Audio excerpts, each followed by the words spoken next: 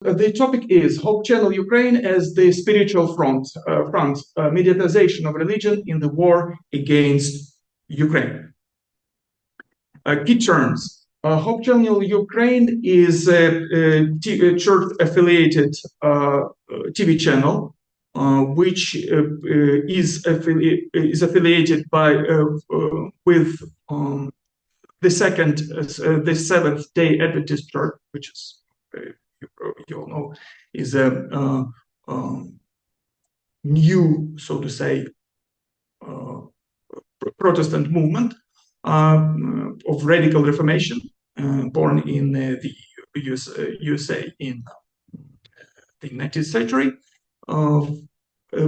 All Ukraine Hope Marathon and Spiritual Front is a live broadcast, which were TV program, which was broadcasted on this TV channel, and it had, so to say, two stages. It was called All Ukraine Hope Marathon in 2022, and later, so to say, the continuation of it was rebranded as Spiritual Front. Actually, it's more or less the same show. The specifics of this TV show was in the open, unexpected for many, and the open pro-Ukrainian stance in the war of the creators of this TV show. The main content of it, the main specifics and innovation was in the news from the war as a form of citizen activism. And what is unusual here, that the content of this TV show drew open criticism from the Russian church authorities of this denomination, which is again not the typical, because this denomination tries to avoid showing any internal divisions and open mutual criticism. So it is not to be published; it is to be discussed internally. But this the outrage from Russian side, had some open forms, open expressions. So it may prove that there are some tensions that we may pay attention at.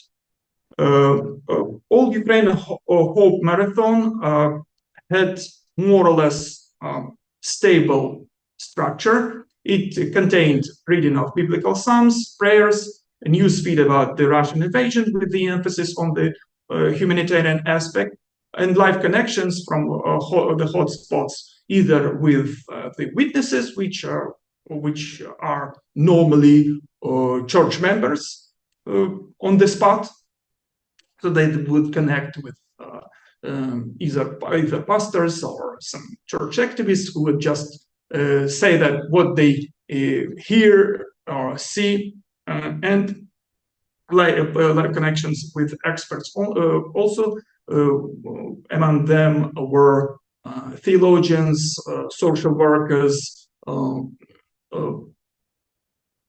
I'd say politologists, and the like. Now we should pause a little and show some background for this. The Seventh-day Adventist Church I grapple with the correct notion for this territory, because we cannot just call it post-Soviet or Soviet, because we're dealing with the history, because there are many changes happening. Mostly Seventh-day Adventists there is some inconsistency in their attempts to express their, so to say, apoliticalness, in the sense that we abstain from any open political stance. We just work we just dealing with pure religion, so to say. But In fact, they follow the established political order in terms of using Russian language and culture and seeing Ukraine as a resource, rather. So, because Ukraine contains half of all members of all Christian churches and Judaism organizations of post-Soviet territory. It has a lion's share of religious infrastructure in terms of publishing houses, humanitarian missions, and the like. But again, this Russia-centric thinking again sees it as a resource. So you may take those resources and consider them to be normally Russian. After the Soviet Union collapsed in 1990, and independent Ukraine started their current existence, this church formed the Ukrainian Union. So it is the national division. And despite the fact that it contains, again, in this case, half of Eurasian church members, Ukraine and Kazakhstan are the only two republics which have their Ukraine is the only country except Russia to have their own Adventist publishers. Only Ukraine and Kyrgyzstan have their colleges except Russia. And one of probably the main noticeable and influential resource is the Ukrainian-based TV channel, which is Hope Channel Ukraine, which maybe shows this competition between these two national branches of this church on the most noticeable and high level.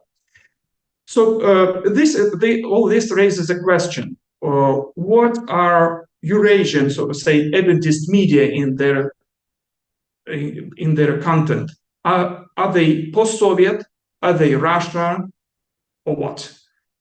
So there is a case of Pastor Nicholas Ilchuk of Ukrainian origin, who lived in the US, and in the 1950s he started radio ministry aiming to reach Ukrainian speakers, mostly in Ontario, Canada, where he wrote that at the time that he aims to reach what he expects to have 100,000 Ukrainian speakers in Ontario province of Canada only. Despite his desperate efforts,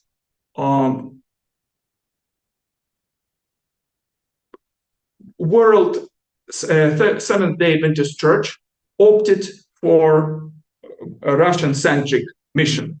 So it closed down his radio ministry, Nicholas Ilchuk's radio ministry, and opted to centralize it and build it around Russian language and culture.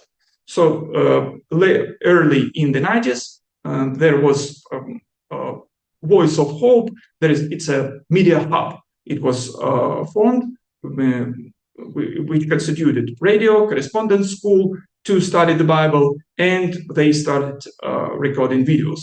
And there very soon a strong competitor within this small church appeared. It is TV channel called Three Angels. Three Angela means three angels. So it is a national branch of international TV network called 3ABN, Three Angels Broadcasting Network. Because Three Angela TV was probably better organized and financed, so this, so to say, strongly church-affiliated church, because Triangula was a private company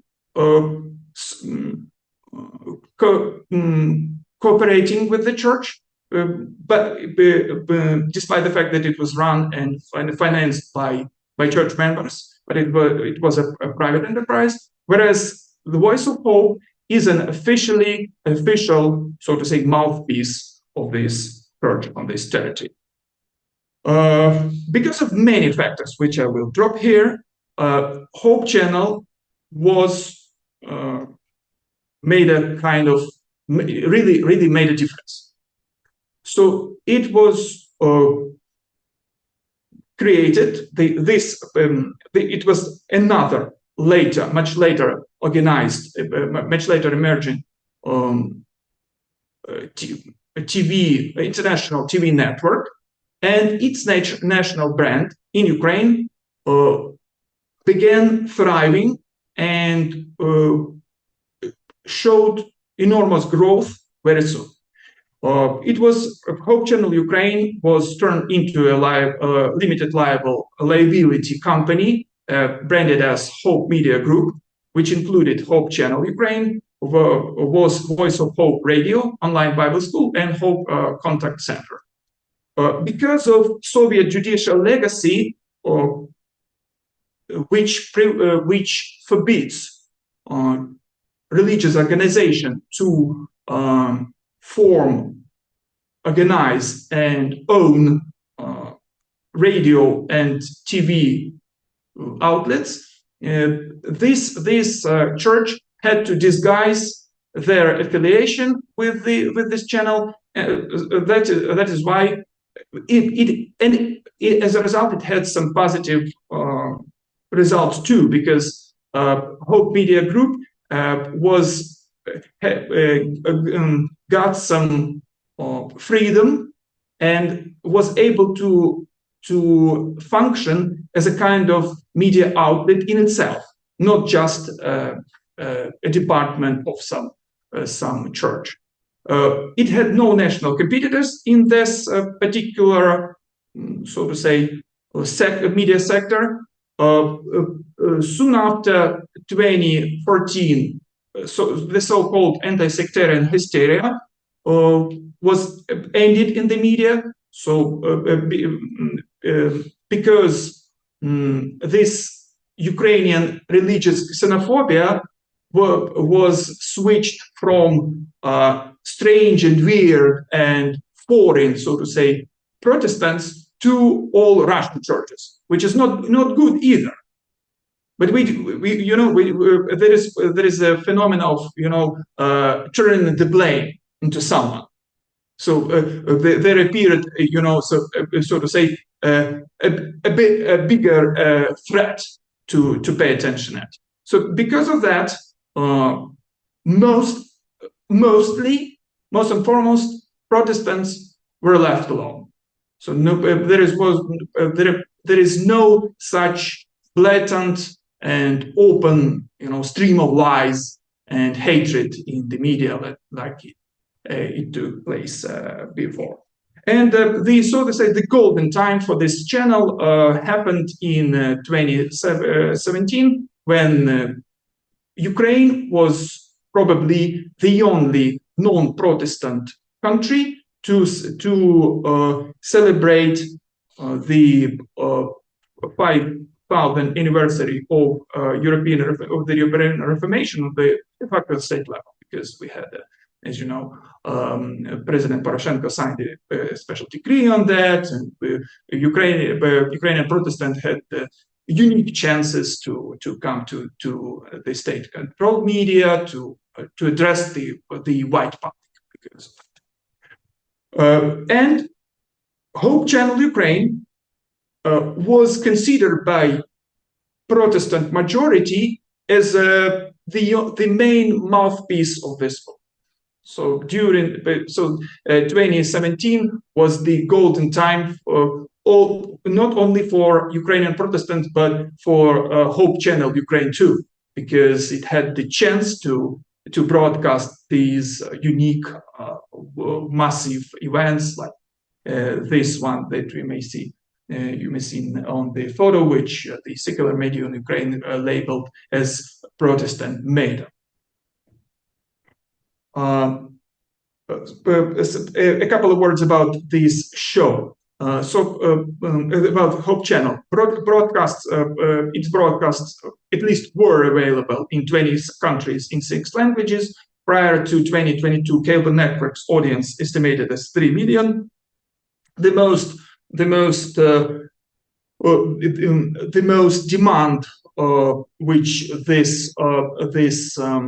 the most demanding target audience groups which this channel was aimed at were children, teens, family-oriented programs, biblical and motivations.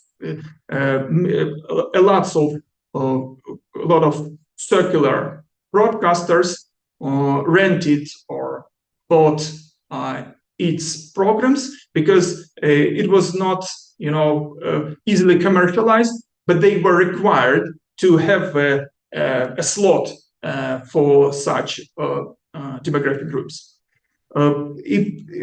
This channel formulates its values as such: faith, health, relationships, and community, but no violence, politics, and advertisement.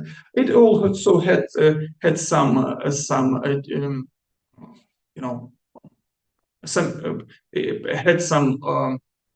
success on social networks, as you may see. It's on YouTube. It has 260K subscribers. About the show, because of the start of the invasion, Kiev and Bucha stations of this Hope Channel Ukraine were paralyzed by the Russian invasion. That allowed Lviv studio become as the temporary headquarters of this All Ukraine network of this TV channel. Those guys proposed to make everyday live broadcasting marathon, which was easier to make and harder to control, because it happens right now. Okay, and even if there is with some criticism arise, the main audience have already seen it. Okay, so it is hard. It's hard just to block and somehow correct it on the spot. Why Lviv? Because as you know, it is considered the center of Ukrainian nationalism. It was the most had the most staunch opposition toward Russification during Russian times, Soviet times, and has the highest level of pro-Western sentiments. The goals of this show is continuing Christian witnessing via TV channel despite the aggression, support toward war victims, informing Ukraine and beyond about the invasion, counter and Russian propaganda and disinformation. It also, as it turned out, that is my own observation. So it turned out as a chance for so to say hard news on a religion media outlet, which was previously mostly not so much interested in limiting itself to purely internal and so to say sterile information, but it was mostly dictated by some, thinking, let us not touch politics because it may harm us first.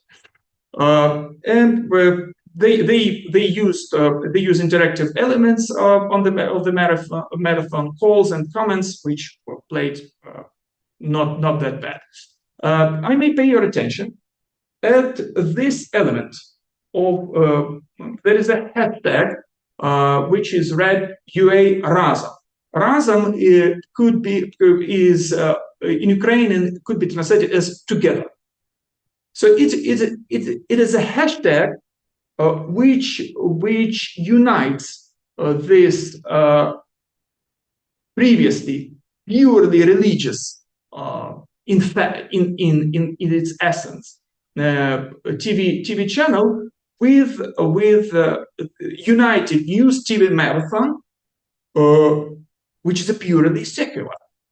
So this hashtag was created and signified the secular United News TV Marathon, which was government-backed, but this was seen as precious for many Ukrainians during this informational chaos during the invasion, at least the first stage of the invasion, as an official source. So in a sense, this idea, what was called politicization, even maybe militarization of the contents of religious TV channel, was from one side a violation of its copyright rules, but on the other side it drew endorsement from patriotic sources. So many Ukrainian nationally thinking patriots, so to say, praised it and say, yeah, at last you are ready to do this. It was aimed at theological and moral evaluation of Russian aggression, despite the fact that by many critics it was considered as actually politicization of religion field. It was turned against weaponizing religion in the sacred war with the sinful collective West, promoting religious freedom versus Russia's securitizing strategy. It was characterized by timeliness, the onset of the invasion. The demand for its contents was the biggest, or the highest, and the innovation was this emerged network of its own witnesses on the ground, which were telling what they really experienced. I ran out of time, so I use as a theoretical background for this study the theory of mediatization of religion. So it is actually about the need of the religion to adhere to the laws of the mass media in order to be perceived, to be noticed, not to be so easily ignored, and to be perceived as normal and acceptable. So components of religion life are borrowed and reinterpreted by the media. For example, sorrow, crisis.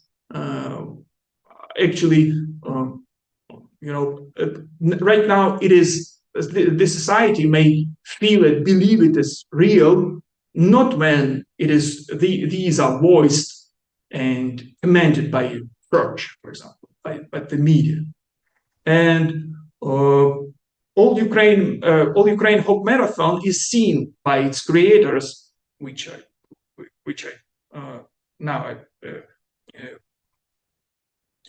see on while interviewing them, as it's created as success because it was positioned and presented as an integral part of the Ukrainian media picture of the Russian aggression.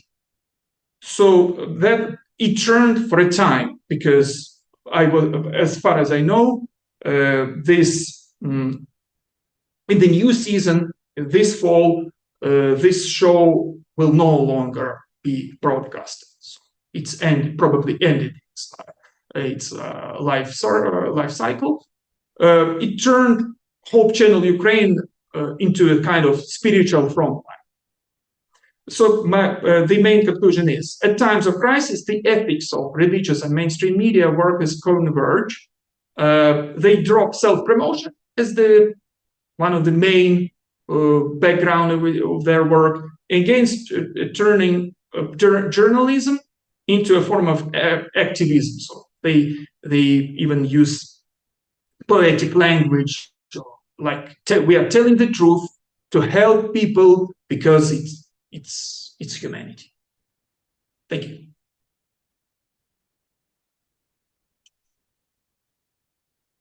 Please bless me with your question. Mm-hmm.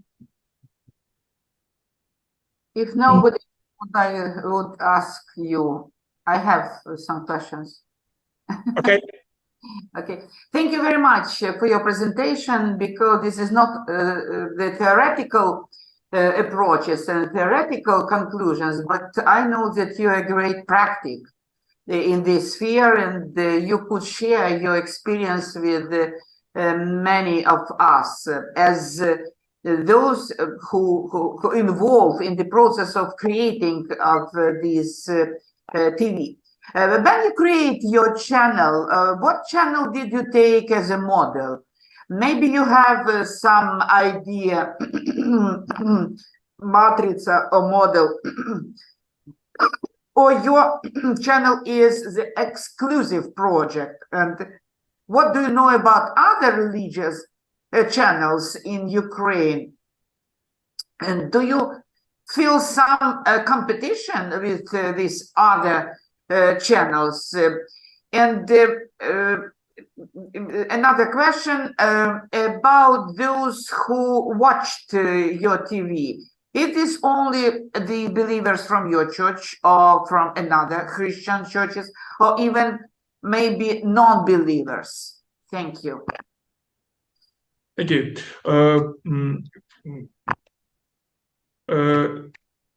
This Hope Channel Ukraine, as you may see from its title, is a national brand of Hope Channel International. And a couple of weeks ago, Hope Channel International changed its CEO, and the new CEO is Ukrainian, the guy who created Hope Channel Ukraine. So yeah, so that's why it is purely the product of this metrics. And yeah, this Hope Channel International has tens of national branches. Its programs are being broadcasted in tens of languages. So yeah, it doesn't invent its values or the overall structure. About competitors, no, we don't see much for us. So mostly because Protestants aim at their own audience. This Hope Channel doesn't seem to compete with Orthodox media. It tries to position itself in the context of secular ones, and probably this show in terms of it's drawing near to the journalist standards in work, probably one of the most interesting experiments. Viewers, yes, most of the many of the viewers don't have any connection with the Adventist Church. I know that, for example, in some Central Asian countries like Kazakhstan, Turkmenistan,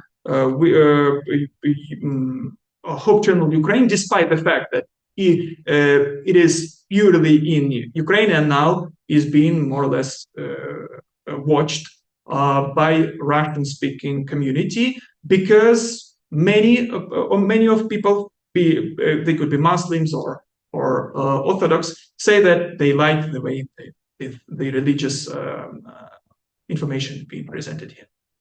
Thank you. Welcome. Thank you, Maksym. Ludmila said that you were kind of a co-founder also. No. I don't have this honor. I wasn't able to do it. No. It is the other guy who is now in the US, who actually is the head right now of the Hope Channel International. See, 2 weeks already. So no, since 2015, I collaborate with this TV channel. Okay, I try to somehow push it nearer to the news, and because of these sad circumstances, the Lviv guys were able to maybe to jump higher. And that's my pathos today. Thanks. But my question is about the politicization of religion in Ukraine, and I'm doing research with Ukrainian Protestants as well, and I know that it's a kind of a stumbling block for many, particularly Marxist-oriented Protestant communities in Ukraine. You have shown today kind of the evolution based on this channel of presumably apolitical religious community, how the channel is slowly basically turned into the visible token of politicized religion, or at least visibly nationally colored, like all this hashtag UARADOM. And the question is this the only way for, in times of crisis and wartime in Ukraine, for religion to survive, to turn into politicized religion?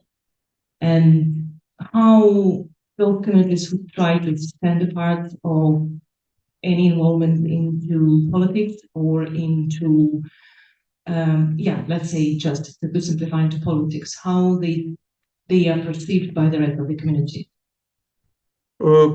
Thank you so much.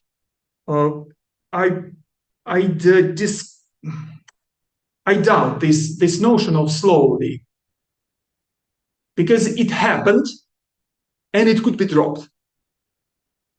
The sheer existence of Ukrainian speaking TV channel is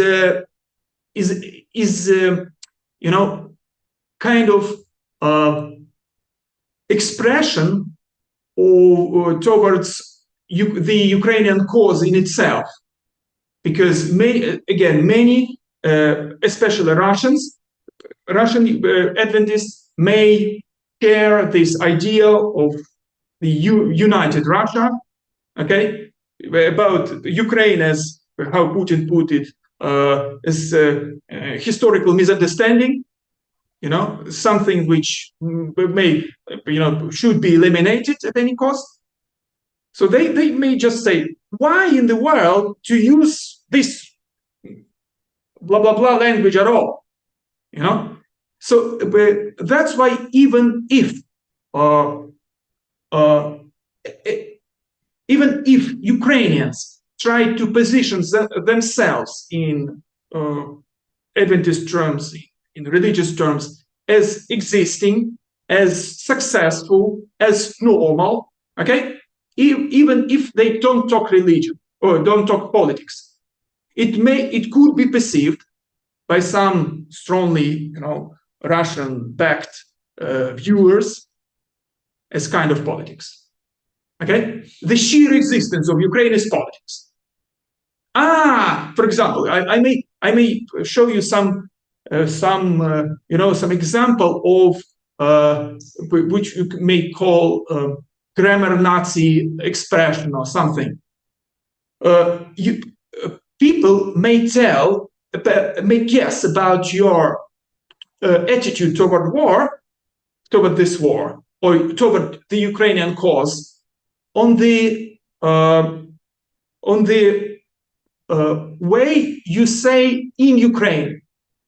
It could be said on Ukraine or in Ukraine, or you may use so to say, because I try to find the analog, okay, because the linguistic analog, the Ukraine or Ukraine, and by the only these you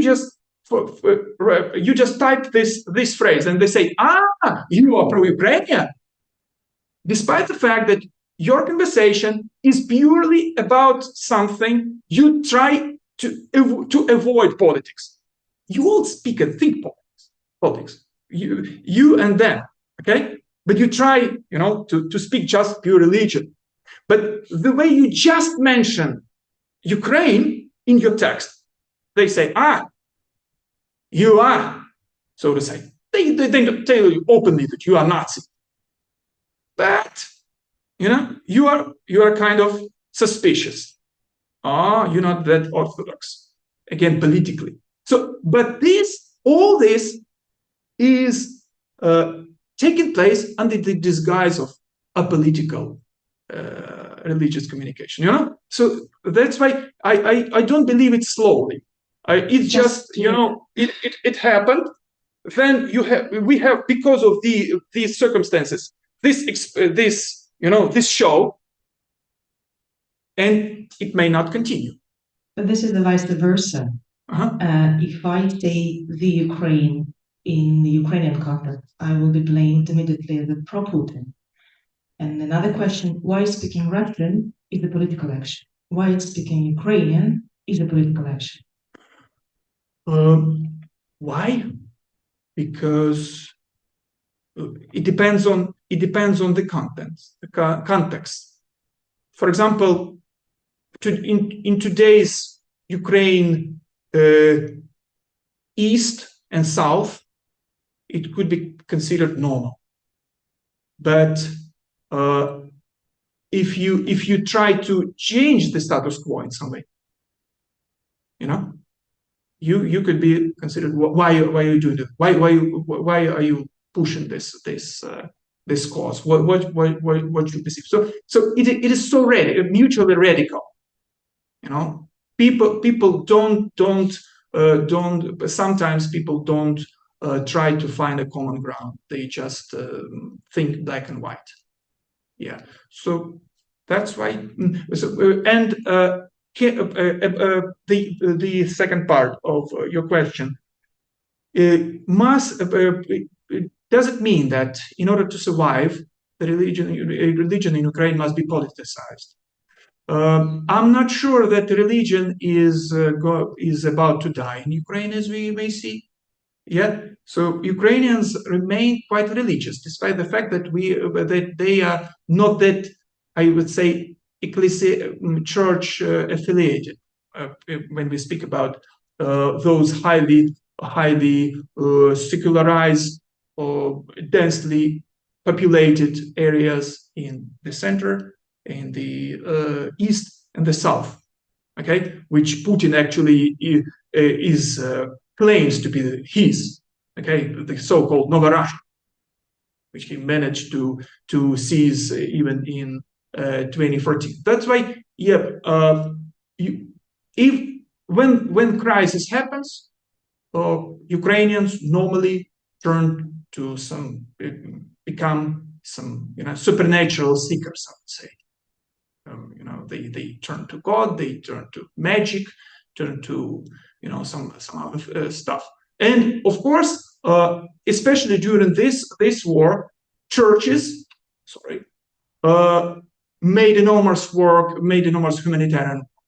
For example, I'm a witness about I tell him about my own relatives who lived all their life in Kharkiv, where in the Soviet times they considered themselves to be, so to say, Soviet people. We never, almost never talked about any nationality. Okay, we just Soviet people. We didn't consider ourselves as Russians, but we were part of the USSR. Afterwards, they started considering themselves as Orthodox. Most of them don't go to church often.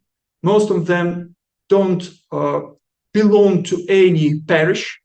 Most of them don't probably never spoke personally to any Orthodox priest of any patriarch. Okay? And during this crisis, many of them turned to different churches for help. So my own relatives were ready, for example, to spend the night at Protestant organized social center. Out of politeness, they were ready to visit, to attend the service, just to say thank you. So from my opinion, as long as we don't expect the life in Ukraine to be stable and quiet, probably religion is here to stay.